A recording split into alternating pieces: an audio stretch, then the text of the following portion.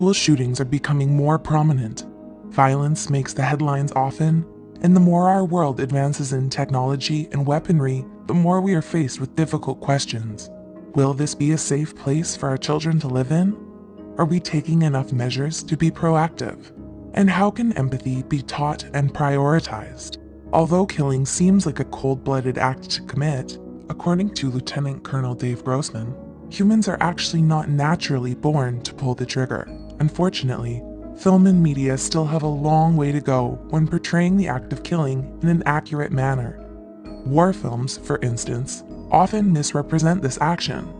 Although soldiers in training may fear dying in war, they also fear having to kill people. This is why veterans often suffer from PTSD as a result. The severity of the trauma will depend on factors, like how close the person was to the victim and what weapon they used to kill them. Depending on the proximity to the victim and the type of weapon used, the trauma can be either. The further away the victim is, the easier it is for the soldier to detach himself from the action he commits. Grossman also points out that the distance helps the soldier dehumanize the victim when they can't see their face clearly. Therefore, they can replace this information with a negative picture they create in their head of the enemy.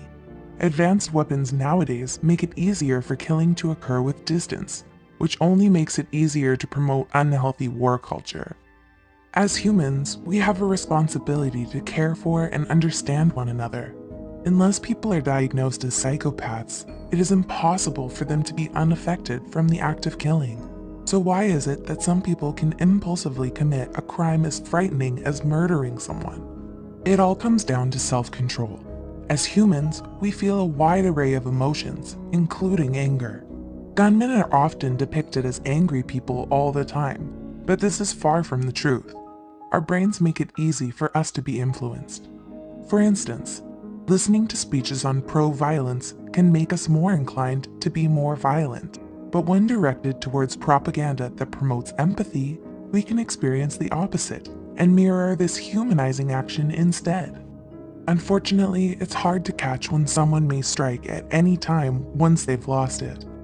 That's because a gunman typically takes action quickly, making it hard for people close by to process what's happening. Often, the violent crime itself is a desperate act of communicating their anger and frustration. So if one wants to catch them in time before anything fatal happens, it's important to reach out and check in on them. Never underestimate the power of a calm moment, no matter how brief. It might just be enough to save someone's sanity.